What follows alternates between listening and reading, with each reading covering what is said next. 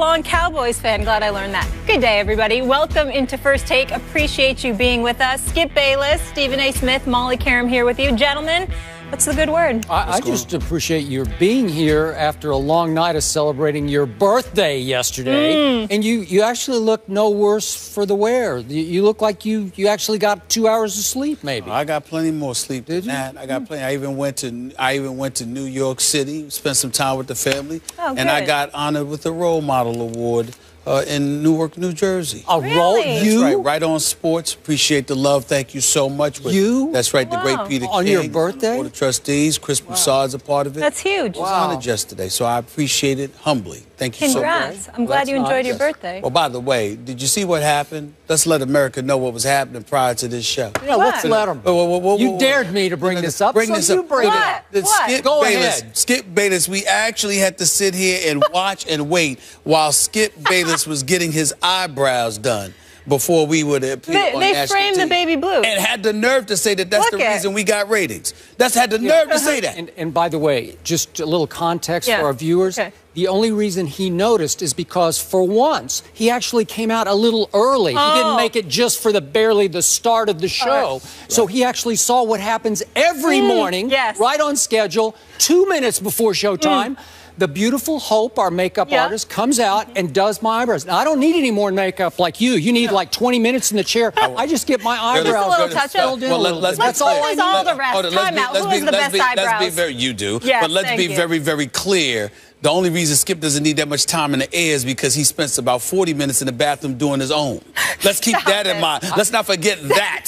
Okay? Do I look like I have any makeup on? And oh, by the way, but we all know you do it. We all know you do it. And by the way, the party doesn't start until I arrive anyway. That's why I can make you wait. Let's go. Wait, let's go. I underestimate. I think you spend 45 minutes in Hope's makeup chair. 5 minutes. 5 minutes. 5 minutes? 5 minutes. I've got every arena that I go to, when I got to drab on something, it don't take me more than 5 minutes. It don't matter. I leave the beauty to other people. I don't try to look as good. Well, you should work on your eyebrows a little more. Maybe I should. The eyebrows look all right. I feel like I'm complimenting you guys too much lately, but both these looks, they're nice.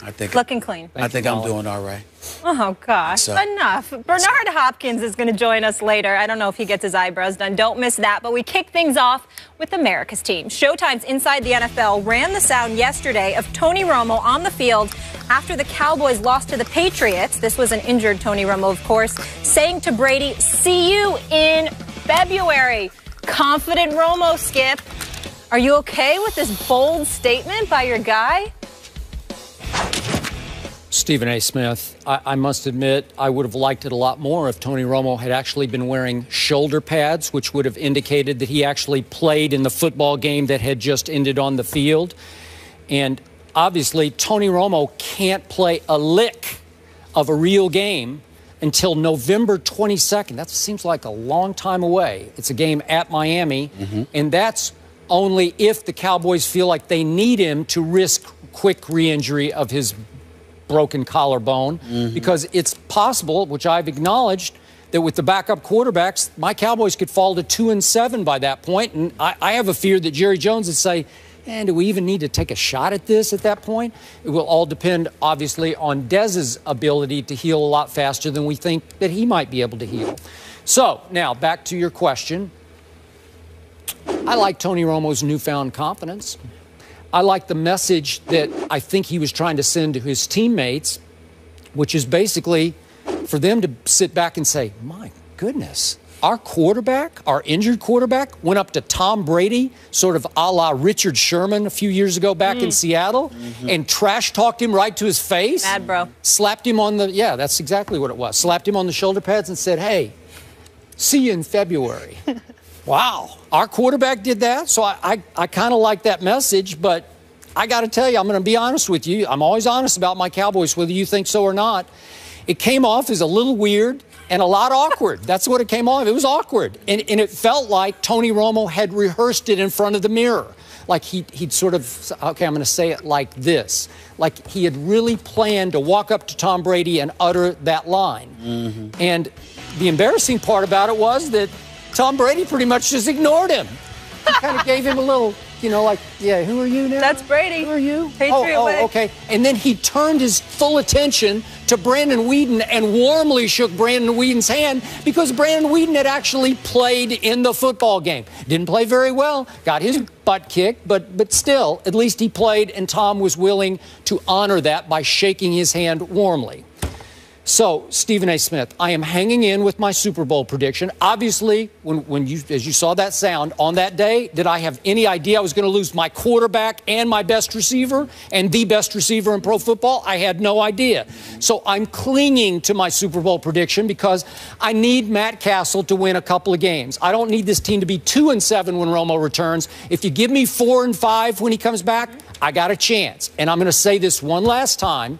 If Romo does return and this team gets 100% healthy and hot and manages to just eke into the backside of the playoffs in the last playoff spot as a wild card, NFL, you better look out because here would come my Cowboys. We've seen lots of teams do it as the road wild card team, starting with Aaron Rodgers back in, what was that, like 1888? Or when was that? That was like decades ago when he pulled off his Super Bowl.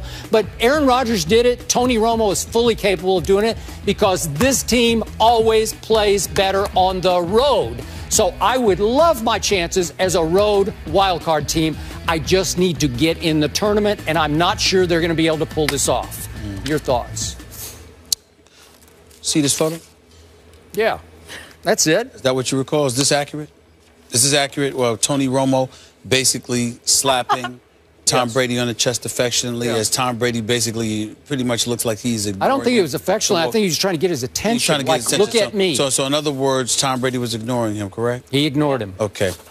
I wonder why that might be. You know, it's interesting that you bring this stuff up because, you see, I understand you, like Cowboy Nation, the typical pathetic Cowboy fans that you are, no sense of reality whatsoever, living in fantasy land in the past, thinking that this is 1995 or 1992 and 93.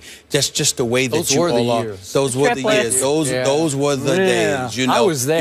You know what? I remember. It was great. Listen. I remember when Sanford and Son was out, and it was a beautiful. It was a special day. I remember when Archie Bunker was out, and with Edith trying to sing with that voice. I remember those days. I remember the Jeffersons. Well, that was their song. Those were the days, right? I remember good times. I mean, I remember a lot of things from the past. It was incredibly affectionate. It was a beautiful thing to see. I still watch it from time to time and reminisce about the good old days because it's special. But at the end of the day, when I get up in the day and I go about the business of conducting my day, I have to live in reality. And the reality of the situation is that picture of Tom Brady and Tony Romo was a metaphor for what actually transpires, what actually should be the reality that you and the pathetic Cowboy Nation out there should obviously accept. That is that you're not relevant. Don't come to me, shake my hand, and continue to move on. Whether you're wearing a sling or not, you're really not that relevant. You're not that relevant because I'm the reigning defending Super Bowl champion, and on top of it all, I've got 4 Super Bowl championships on my resume. You guys haven't had a Super Bowl championship in 20 years. You've got a quarterback that's in his 10th year that's had a grand total of 2 playoff victories. Do you understand that you actually need... Wait, he's got 3. That one at Green Bay. No, he doesn't. Oh, okay, go ahead. Do you understand? Let me put it in its proper perspective for that pathetic Cowboy Nation. Yes, I said it for the 3rd time. That Cowboy Nation out there. Do you understand that in order to win 1 Super Bowl championship, you have to win a minimum of 3 playoff games? Just to win 1 Super Bowl. He hasn't won 3 in 10 years. 3 playoff games in 10 years. You need to win 3 in 1 year to capture a Super Bowl. He hasn't won 3 in 10 years. And your point 3 playoffs. What I'm saying to you is that at some point in time, you must understand that the only reason your Cowboys are relevant, the only reason we can talk about them on the show, the only reason Cowboy Nation is relevant is because y'all are interested in popularity. You understand? Not actual substantive value. The Dallas Cowboys, as it pertains to winning, as of yet, have no substantive value. Now, they are coming off a 12 or 4 season. They did win the NFC East. We do understand respectfully that Tony Romo and Des Bryant are out. And if they were healthy, Skip Bayless, these Cowboys would not be 2-3. They would likely be somewhere around the realms of 4-1, maybe. Possibly 5-0, but definitely possibly at least 5-0. Definitely at least 4-1. I'll give you that. Yes, but the reality is that over the course of 20 years, there are a multitude of things that have gone wrong with the Cowboys. There have been injuries. There have been suspensions. There have been just ineptitude, okay? There has been a hype machine that was too hyped and didn't validate its own hype. There are a multitude of reasons, but in the end, what it comes down to is that the Cowboys, you and Cowboy Nation, need to face the reality that the only reason they are relevant is because of you all with your pom-poms, waving them on, thinking that they're going to be something that they're not as of yet. They're just some regular old team. They just got the star in their helmet with the owner with the billion-dollar plate. Were they last year a regular old team? Well, you know what? They were one of the playoff teams last year. Oh. They were one of the playoff teams. Who won the East last well, it doesn't matter to me. Doesn't matter to me. Well, it mattered on that day you had to wear that. No, it mattered that day. That day. Hey, listen, dead clock is right twice a day. They got me that day. Right all last year. They got me that way. They got me that way. All last year, all the way through the season. All I'm trying to say to you is that at some point in time, it's not your fault. You are a victim. You have been contaminated. Victim? You have been contaminated. The leader of it. You have been contaminated by Cowboy Nation. He's a villain. Okay? You are a victim. I'm the head of Cowboy Nation. I don't even blame you. Let me tell you, I set the tone for. You know what? All I ask is that everybody recognizes that as much as you as much as you love the Cowboys, I despise them because of Cowboy Nation. The worst fans in America, as far as I'm concerned, are the Cowboys. That's right, I said it. Cowboy fans. You know why? Because y'all don't deal with reality. Cowboy Nation is irrelevant. Cowboy Nation really should. They don't deserve to be discussed by us only because of you, and I'm going to roll with it. But all you're doing is jinxing yourself and dooming yourself. All you're doing is setting the stage for a bunch of excuses for you to be depressed when they fall flat on their face. And at some point in time, America will stand up. And the Steelers fan, even the Raider fans, the Patriot fans, and the Giants fans, everybody will rise up and say, you know something? Bump Cowboy Nation. Y'all haven't been irrelevant. Well, I can't use I know what you're going to say. Yeah. It's FCC. You're a role model. But there we go. So the point that I'm trying to make to you, the point that you know, I believe I am. Let's stay focused. I believe I am. But I'm here to tell you, I can't stand the Cowboys because of your fan base, because y'all don't live in reality. Every week you think like the Cowboys won a Super Bowl. Y'all haven't done anything, and that's the problem. Did they fall on their face last year? Help me out. No. No, they did not. No, all year long. They just lost at the end. But they did they fall on their face? No. Did they embarrass themselves? No, they did not. Was it a shameful performance at Lambeau Field where they got robbed because we all know it was a catch?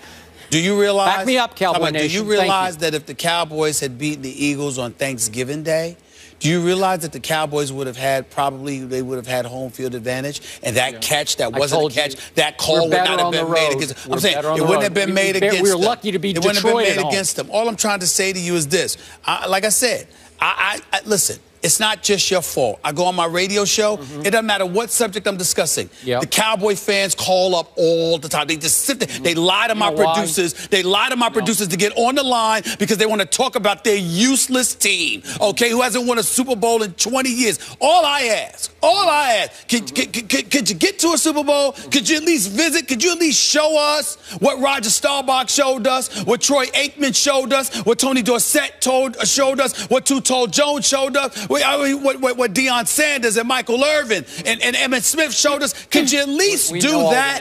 Could you do that? No. I know Cowboy. I know we all know those names. But over the last 20 years, The only reason we know Romo is because he messed up so much before he became relevant. And, of course, Des Bryant is a stud. Think about it. Yep. Think about it. I have to make one quick point. I'm just saying. Here. Sure. Cowboy Nation is relevant because it's the biggest, baddest, most loyal nation in all of sports. And you're going to have to swallow that and accept it because it's just the truth. They are America's team because they have the most fans of any team in any sport in the world, spread all over the world. Cowboy international nation. Let me tell you something. Cowboy fans are pathetic because they're boring.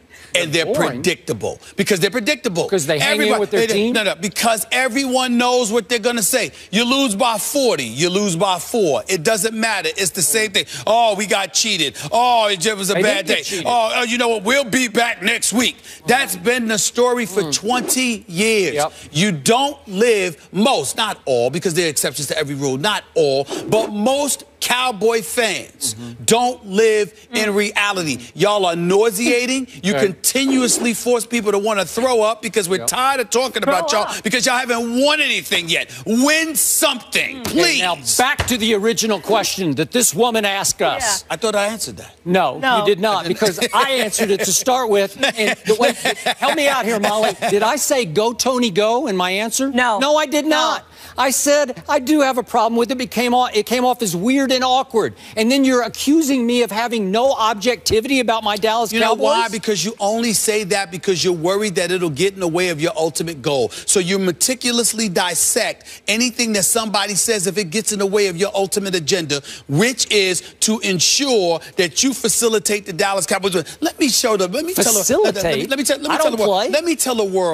the world how awful you are as a fan.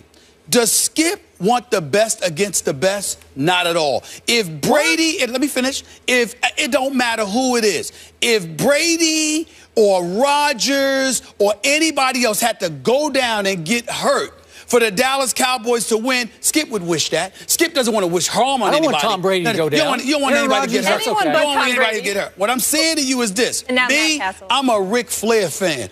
Woo! To beat a man, you've got to beat the man. Yeah. I think like that. You, on the other hand, if everything, I mean, if there was accidents, if there was a flu, if there was a flu virus going around, whatever it took to facilitate your team winning, you would do it. You know what? How do you even go there? Want to know the truth of what happened? I'm just, you know.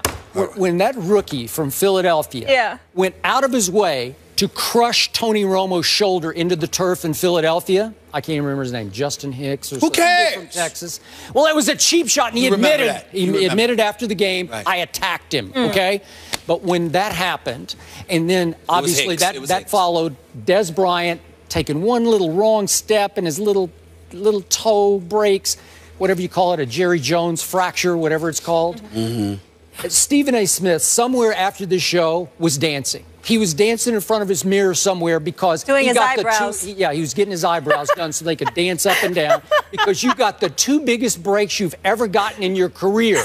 Because my Super Bowl prediction was so dead on that this team was going to roll through the NFC and probably would have had, maybe unfortunately for me, home field advantage through the playoffs. That's how loaded and talented this team is. But you're the one who got the break, and now you're all giddy, and now you're attacking Cowboy Nation because to be the best, you didn't have to beat the best. Excuse me. That's what just happened. Excuse me. Do I look giddy? Yes, you do. No, I don't. You have been giddy. Let me explain something. You were giddy in your answer. Let me explain something. You're up on your soapbox because you got 2 huge Once again, breaks. This is just strategy. You want to interrupt me because you don't want me to say what I want to say. I'm the one who talks too much? I let you talk. I talk a lot, but I don't interrupt you. That's an upset. I let you talk. Yes, I do. For the record, let me say this to you. Upset. Let me tell you this. I'm going to say this, and then we're going to move on. I'm sick of your pathetic Cowboys. Here's the deal. I am the kind of person, I want the fall to be precipitous. I want the fall. I don't want you to fall off the curb. I want you to fall off the mountaintop. Like a Six Flags ride, you understand what I'm saying? Nothing, absolutely nothing would please me. See, you go on week to week. Nothing would please me more than to watch Tony Romo and them ball out run through the NFC, run through the playoffs, and everybody's hyped.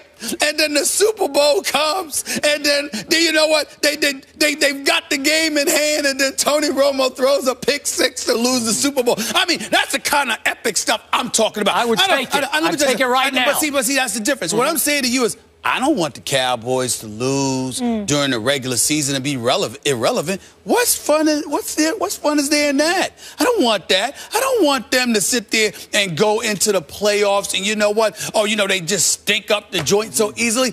No. I want your hopes elevated. I want you gung-ho about them. I want you bragging about them. I want you hyped about them. And right around the time that no one anticipates they collapse, boom. That to me is more enjoyable than them losing during the regular season. You know why? I'm mad they losing now. I want them to win now. You want to know why your logic is so terribly flawed for your own benefit? Right. If that happens, if my Cowboys do get to the Super Bowl, what do you have to do? For the 2 weeks leading up to the Super Bowl, you have to wear cowboy paraphernalia. Let me be very clear. Am I right? Let me be very clear. I would lose a lot of weight that week because I'd be throwing up a lot because it would make me sick. But I will tell you this.